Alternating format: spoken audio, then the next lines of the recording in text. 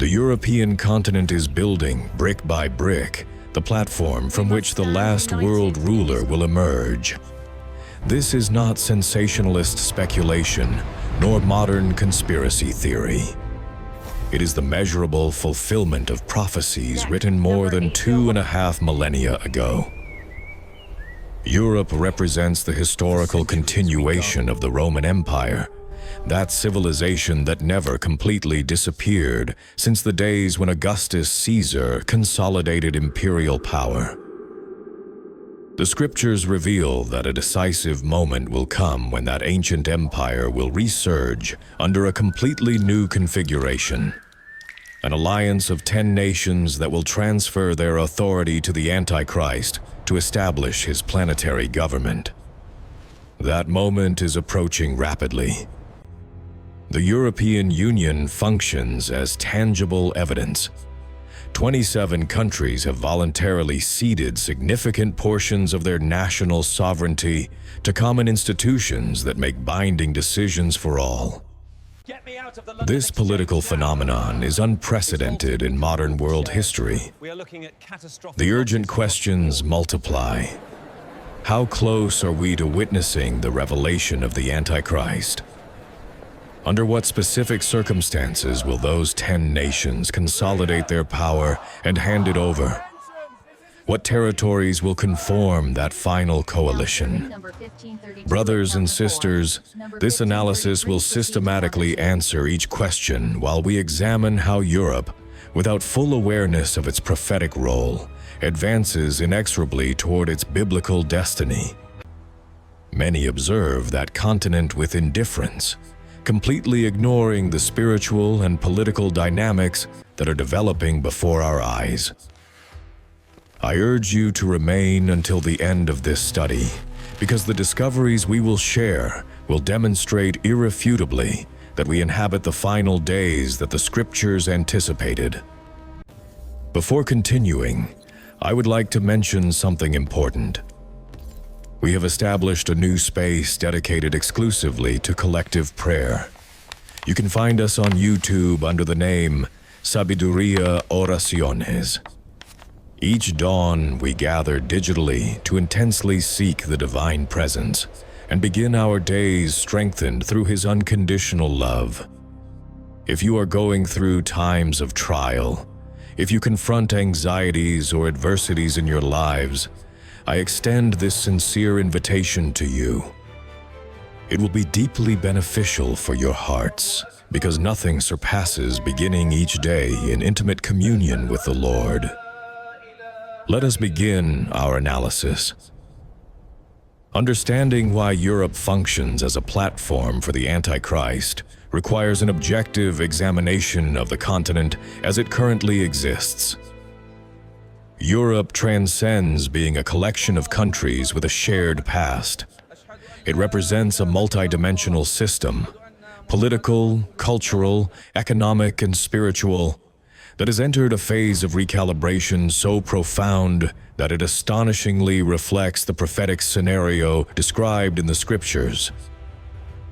The continent simultaneously faces multiple structural tensions: extreme political division, continuous migratory emergencies, aging, demographics, profound identity conflicts, cultural erosion, and a desacralization without historical parallel. This convergence generates an environment where populations contemplate with openness a strongly centralized leadership. Spiritually, Europe has become a desert.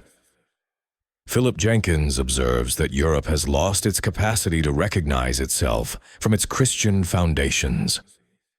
The cathedrals remain empty. Traditional moral codes have been discarded. This spiritual void creates the ground where any charismatic leader who promises order and unity can quickly obtain legitimacy. Simultaneously, Europe has built a unique supranational political architecture. The European Union operates with its own parliament, Supreme Court, shared currency, coordinated central banks, mandatory legislation, collectively regulated borders, and transnational administrative apparatus. Mark Leonard, director of the European Council on Foreign Relations, affirms, Europe exercises governance through norms that other nations end up obeying without full consciousness. It does not constitute a world government formally, but represents the closest thing to that structure that currently exists. Simultaneously, Europe leads advanced technological systems of control. Mandatory digital identities, automated surveillance, algorithmic regulations, total financial traceability, biometric systems, and debates about the digital euro. Shoshana Zuboff defines them as the legal and technological foundations of 21st century control. What operates today as citizen protection can transform tomorrow into a mechanism of global supervision.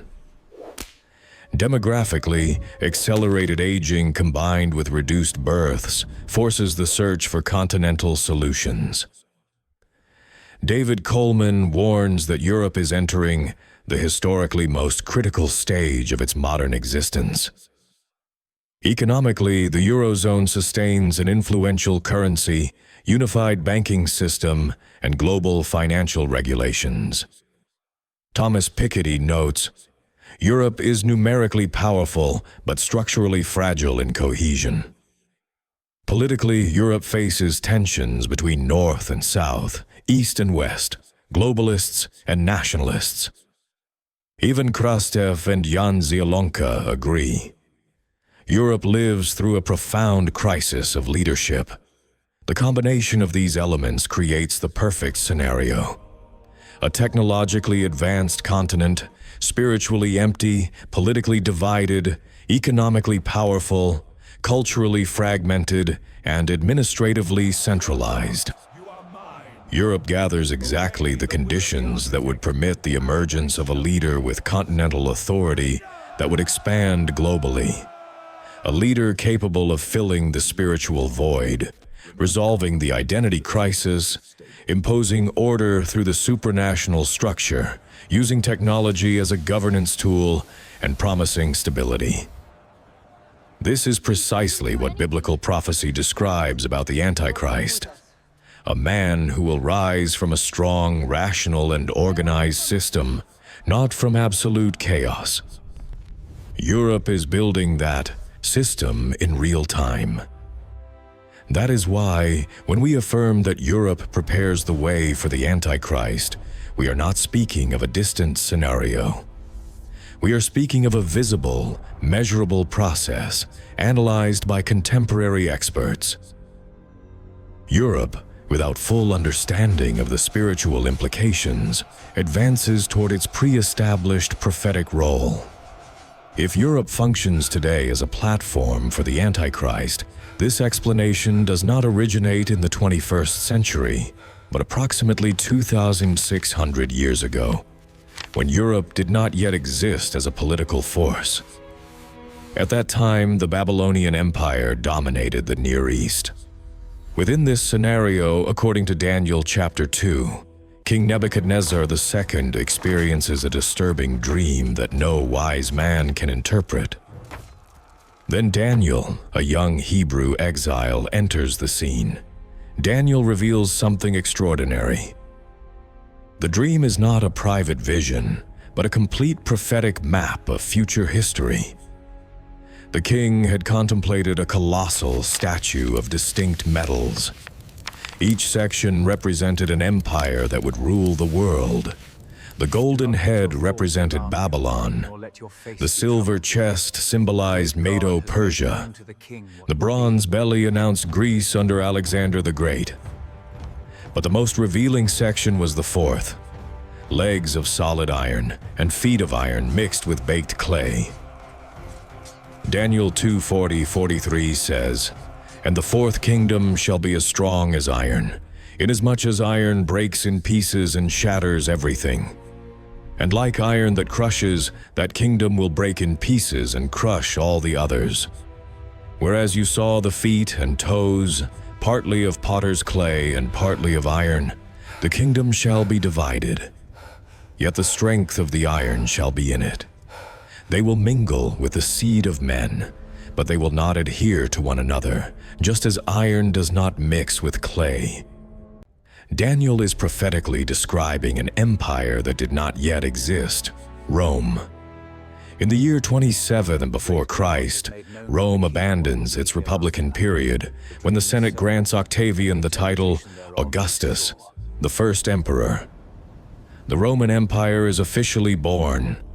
Rome would control Europe, North Africa, and Western Asia. Its legions marched with unprecedented discipline. Its laws, architecture, and administration dominated the world for more than 5 centuries. It is pure iron, hard, relentless, crushing, exactly as Daniel described it in the 6th century before Christ. The historian Dio Cassius affirms that no ancient empire achieved such a level of political military control. Strabo documents how Rome unified regions that had been divided for millennia. Rome is the only power that fulfills the elements of prophetic iron: strength, expansion, and absolute dominion. But Daniel added a crucial detail. The feet were formed by a strange mixture: iron combined with baked clay, strong metal mixed with fragile material. Daniel affirmed that this mixture would represent the final phase of the Fourth Empire. The Roman system would survive, but fragmented. That phase arrived in the year 476 after Christ, when Rome falls before Germanic invasions. The empire divides into numerous kingdoms that will form the modern nations of Europe. Residual strength with structural fragility, Roman heritage with political division, iron with clay. Daniel's prophecy fits with verifiable historical accuracy. During the following centuries, Europe remains divided, just as Daniel prophesied. No central authority exists. Each kingdom develops its model, but all share the heritage of the Roman Empire. Post-Roman European history is marked by repeated attempts to rebuild the lost imperial glory. In the year 508 after Christ, Clovis the First consolidated the Frankish kingdom, unifying a large part of ancient Gaul under a single centralized crown. Historians like Edward James identify this movement as the first significant attempt at stable political reconstruction on formerly Roman territory. In the year 800 after Christ, a symbolically monumental event occurs. Pope Leo III crowns Charlemagne as Emperor of the Romans in the middle of the majestic St. Peter's Basilica. The title is granted as official recognition that Roman imperial authority must be reborn on European soil. The Carolingian Empire covers a significant portion of Central and Western Europe. The idea of Roman rebirth is established institutionally. In the year 962 after Christ, Otto founds what will be known historically as the Holy Roman Empire, a complex political structure that explicitly pretended to restore Roman authority in Europe. This empire survived for almost 9 complete centuries, until the year 1806. Although it never managed to completely unite the European nations under a single effective government, it perpetually preserved the identity of a Europe that breathed Roman iron heritage, but whose internal components never managed to fully blend. This long historical stage marks the gradual development of the European continent under the precise prophetic pattern that Daniel described. A system strong in cultural and legal heritage, but perpetually fragile in real political cohesion. The prophecy does not end with the iron and clay of chapter 2. It continues with greater detail in Daniel chapter 7, where the specific internal functioning of the final system is presented. It is in this section where we find the most precise description of the scenario we currently observe in Europe. Let us read carefully Daniel chapter 7, verses 7 and 8. After this I saw in the night visions, and behold, a fourth beast, dreadful and terrible, exceedingly strong. It had huge iron teeth. It was devouring, breaking in pieces and trampling the residue with its feet. It was different from all the beasts that were before it, and it had 10 horns. I was considering the horns, and there was another horn, a little one, coming up among them, before whom 3 of the first horns were plucked out by the roots. And there in this horn were eyes like the eyes of a man, and a mouth speaking pompous words.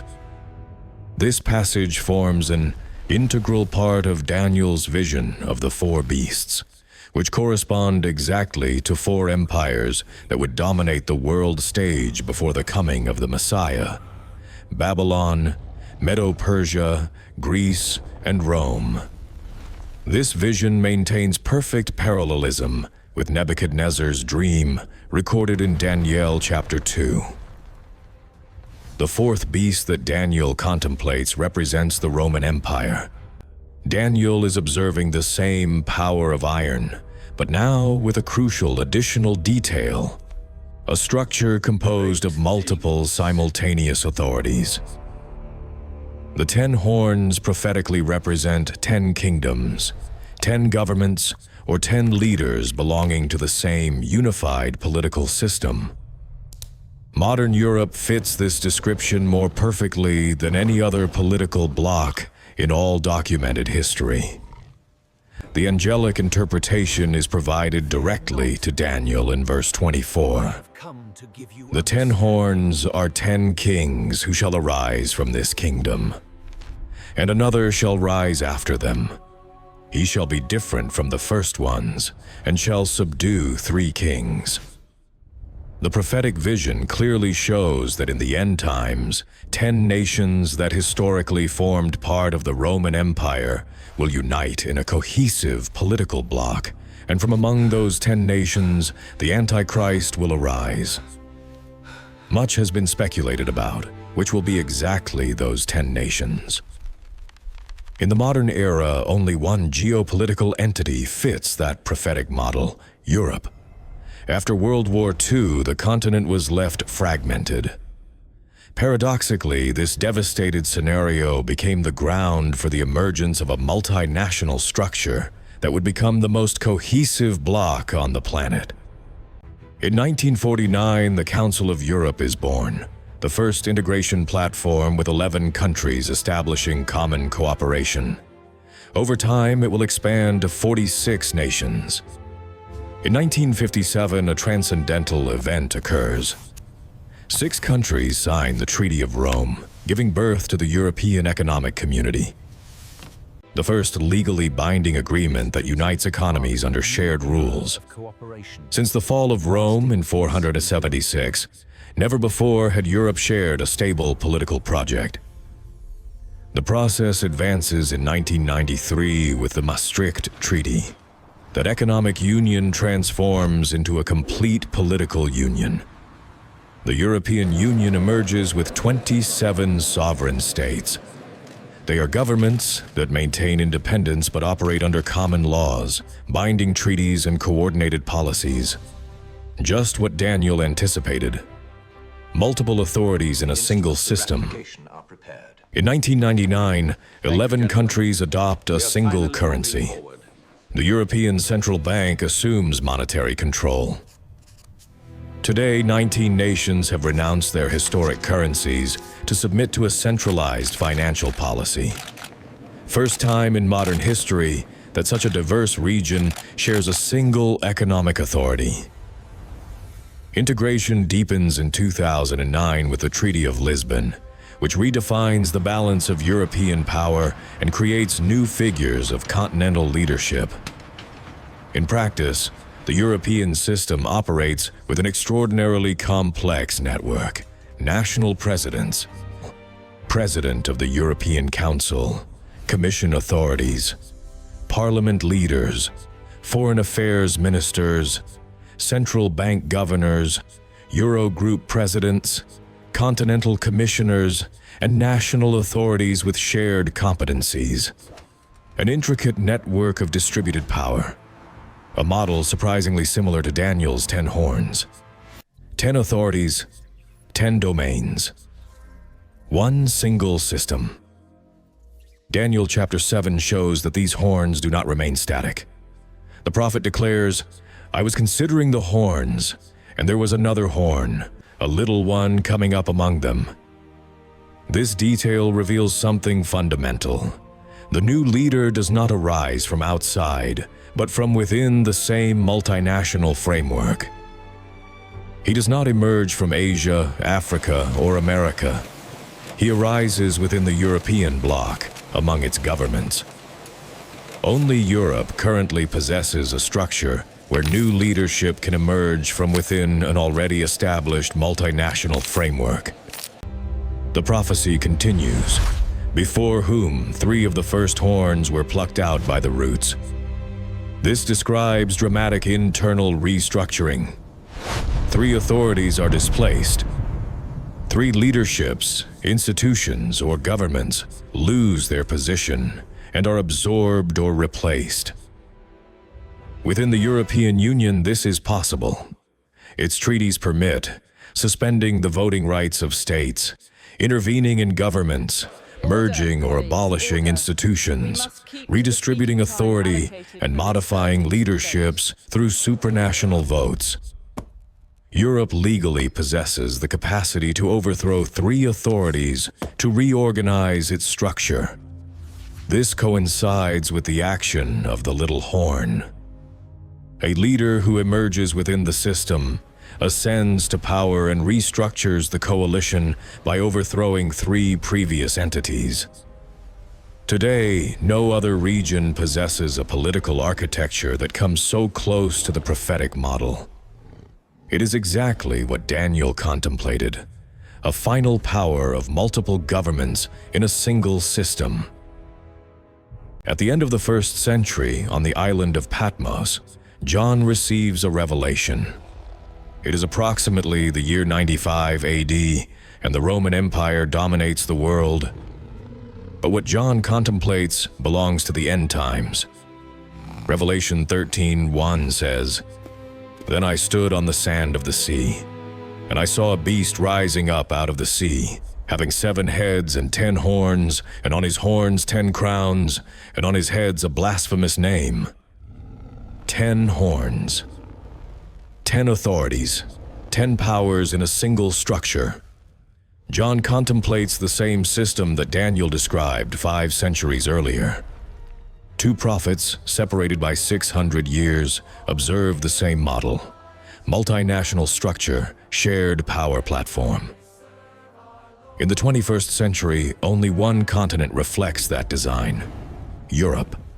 Verse 2 continues, "Now the beast which I saw was like a leopard. His feet were like the feet of a bear, and his mouth like the mouth of a lion. The dragon gave him his power, his throne, and great authority." The creature combines elements of ancient empires: speed, Greece, firmness, Persia, strength, Babylon. Its hybrid nature indicates that the final system will be a prolongation of previous structures. Europe, heir of the Roman Empire, of Latin law, of Greek philosophy, fits with absolute precision. And then, the dragon gave him his power. It is not improvisation. It is deliberate transfer of supernatural power.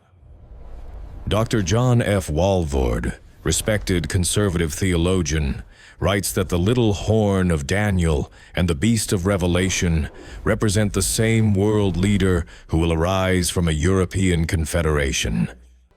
His conclusion, the revived system, will be European. Clarence Larkin, pioneer in prophetic cartography, taught that the 10 horns of Daniel belong to the fragmented version of the Roman Empire, whose territories today form Europe. John confirms, "And all the world marveled and followed the beast. He is not a regional ruler. He is a continental figure with global influence. Europe possesses that capacity. Economic weight, technological leadership, diplomatic influence, international legal system. Under the right leader, a European leader can project himself globally. The inevitable question arises, how do 27 nations become 10 kings? The answer is in the prophetic text that reveals how this system will be reconfigured from within. Daniel 7:24 clarifies that the 10 horns mean that 10 kings shall arise from this kingdom. The prophecy does not say 10 countries, nor each horn plus independent nation. It says 10 kings, 10 authorities within the same political bloc. It is a different model, deeper than division by nation-states. For decades, scholars have observed that the European Union does not function only as a set of countries, but as a network of supranational institutions capable of reconfiguring internal power. Recent history confirms it. Europe has merged ministries, centralized competencies, modified treaties, transferred decisions to continental bodies. Its architects recognize that the Union is designed to adapt and reorganize itself. Revelation 17:12 says that the 10 horns receive authority for 1 hour as kings with the beast. The expression indicates that this structure does not exist yet. It will be created during the final phase. The 10 kings are a future formation when the final leader takes control. Europe has 27 nations today, but internal pressure grows. Migratory crises, energy tensions, political polarization, overlapping competencies. This has generated silent debate in official documents. The need to group Europe into operational regions. The final leader will use this fragility as a point of leverage to transform the continent. Europe already speaks of macro-regions, has supranational authorities, possesses mechanisms to intervene in states, and has demonstrated capacity to rewrite its political architecture.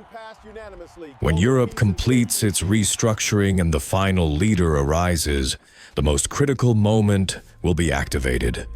The covenant with many nations, and especially with Israel. Daniel 9:27 declares, "Then he shall confirm a covenant with many for 1 week." Week represents 7 years in biblical prophecy. Confirm means to back an existing agreement. It is not a new covenant, but one that acquires international force under the authority of the European leader. Why will Israel accept?